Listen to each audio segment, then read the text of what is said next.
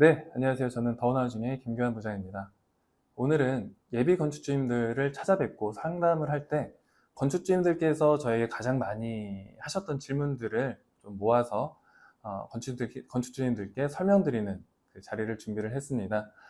집을 지을 때 어떤 준비를 해야 되는지 되게 막연하신 분들이 많을 텐데요. 지금 제가 드리는 설명들을 좀 들어보시면 이런 것들을 준비하고 내가 알아가면 되겠구나 하실 수 있을 겁니다. 그럼 지금부터 제가 설명을 드리겠습니다.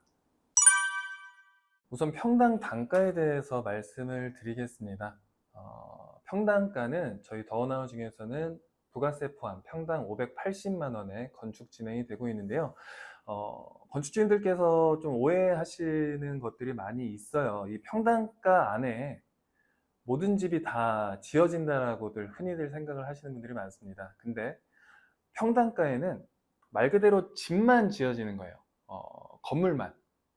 그래서 집을 지으면 앞마당에 데크를 깔기도 하고 현관이라든지 거실 부분에 기둥을 더 세워서 지붕을 더 빼서 비나 눈을 피할 수 있는 공간들, 이런 것들을 이제 목주주택에서는 저희는 포치라고 하는데요. 이런 포치 아니면 뭐 다락방, 거실 공간을 더 층고로 올려서 거실 오픈이라는 옵션, 이런 다양한 옵션들이 빠져 있는 게 평당가예요. 그래서 차를 구입을 하실 때에도 다양한 옵션들이 있듯이 집을 지을 때에도 이 평당가라는 기준 안에서 옵션들을 어떤 거를 선택하시고 이 옵션에 대한 면적, 이런 것들에 따라서 비용들이 다 달라집니다.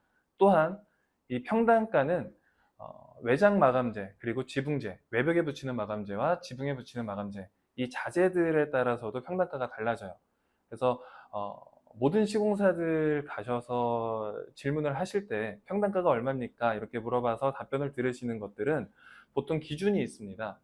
외장 마감재 같은 경우는 스타코 플렉스라고 해서 바르는 도장 마감재를 기준으로 하고요. 지붕재 같은 경우는 이중 그림자 싱글 지붕재를 기준으로 했을 때의 단가를 말씀드리고 있습니다. 여기에서 이제 외장 마감재를 뭐 벽돌이나 세라믹 사이딩 다양한 자재들이 있는데, 이렇게 바꾸셨을 때는 기준으로 되었던 마감재와의 차액이 이제 증차감이 되는 시스템이라고 보실 수 있어요. 그리고 아까 서두에 말씀드렸다시피 이 평당가는 건물을 짓는 데 들어가는 기준 금액이고, 여기에서 이제 빠져있는 항목들이 있는데 이 부분도 말씀을 드릴게요. 부수적으로 들어가는 것들은 집 내부에서는 싱크대, 붙박이장, 신발장, 그리고 가전 가구류들이 전부 빠져 있습니다. 그래서 건축주님께서 싱크대나 이런 것들도 뭐 한샘, 리바트 다양한 업체들이 있잖아요. 그리고 그 안에서도 각각의 레벨이 있습니다. 그래서 어떤 것을 고르시느냐에 따라서 다 금액이 달라지기 때문에 이 금액을 평당가에 그대로 녹여 놓을 수는 없어요. 그래서 건축주님께서 고르시는 것에 따라서 모든 금액은 달라집니다. 때문에 같은 평당가로 시작을 하셨다 하더라도 같은 평수여도 고르시는 가구, 뭐 싱크대, 붙박이장, 신발장, 가전, 그리고 뭐 외장 마감재, 지붕재, 이런 것들에 따라서 모든 평당가가 바뀌어요. 그래서 다시 말씀드리지만 평당가가 얼마냐고 질문을 하셔서 평당가가 얼마입니다 라고 답변을 드렸다 한들 그 금액의 건축이 된다는 건 아니라는 겁니다. 이 부분을 꼭 명심하셨으면 좋겠습니다.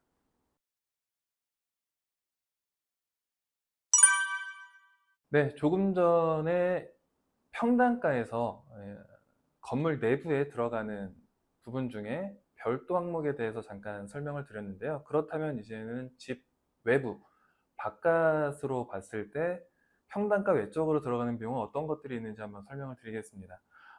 집을 짓게 되면은 공사를 하기 전에 앞서서 먼저 설계를 하잖아요. 그러면 집에 대한 설계 도면이 나와요.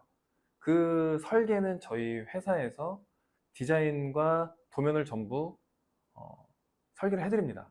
디자인까지 잡아드리고. 근데 이 도면을 가지고서 허가를 받아야 돼요. 집을 짓기 위해서는. 그래서 지자체에 우리는 이렇게 집을 짓겠다고 도면을 검토를 요청을 하는 거죠. 이렇게 지어도 되는지. 그래서 이렇게 허가를 받아줘. 말 그대로 행정 업무인데요. 인허가라고 하죠.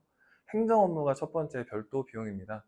허가가 떨어지면은 공사를 하기 전에 앞서서 또 한 번 착공계도 접수를 해야 되고, 그 사이에 공사를 하기 위해서 상수나 뭐 전기 이런 것들을 끌고 와서 연결을 해야 내 땅에 공사를 하고 뭐 난방 보일러도 틀어보고 방수공사를 했을 때 방수가 잘 되는지 이런 것도 확인을 할 수가 있기 때문에 인입공사라고 해요. 상하수, 전기, 통신 등을 끌고 오는 인입공사 비용, 그리고 집을 짓기 전에 내 땅은 전 또는 답 아니면 임야 이런 식으로 대지가 아닙니다. 그렇기 때문에 대지로 바꾸는 형질 변경 비용이 또 들어가요.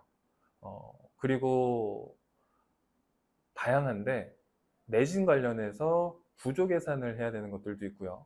공사를 하게 되면은 기술안전지도라고 해서 이런 것들에 대한 비용도 지출을 해야 됩니다.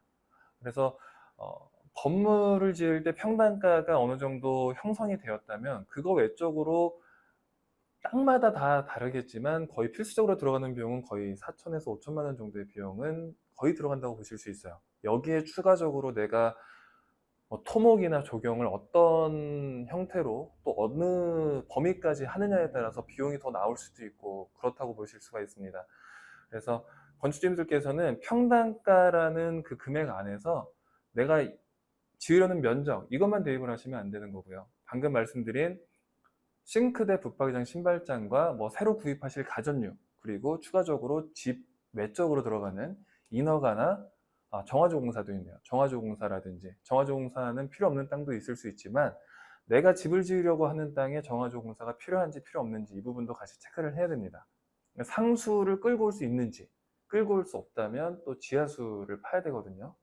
이런 것들도 확인하셔야 되고, 가장 좋은 거는 주변에 집이 지어져 있는지를 먼저 확인을 해 보시면 돼요. 정말 동떨어져 있는 곳에 나 혼자 집을 짓는다. 그렇다면 주변에 거의 전기도 없고 상수도 들어와 있지 않을 확률이 되게 커요. 그럴 경우에는 아주 먼 곳에서부터 끌고 와야 될 확률도 있고 지하수를 파야 되는 그런 상황도 발생을 하다 보니까 일반적인 택지, 이런 단지보다는 무조건적으로 부수적인 비용이 많이 들어가게 됩니다.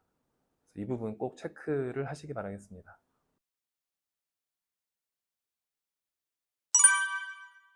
여기까지 예비 건축주님들께서 상담 시에 가장 많이 하시는 질문들 몇 가지를 좀 취합해서 안내를 드렸는데요.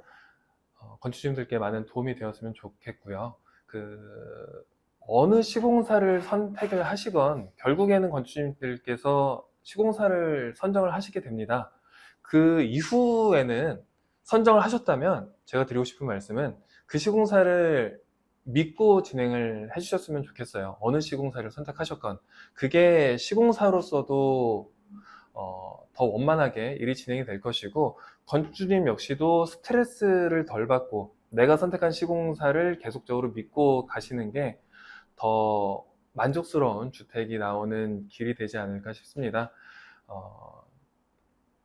여기까지 제가 설명드리겠고요.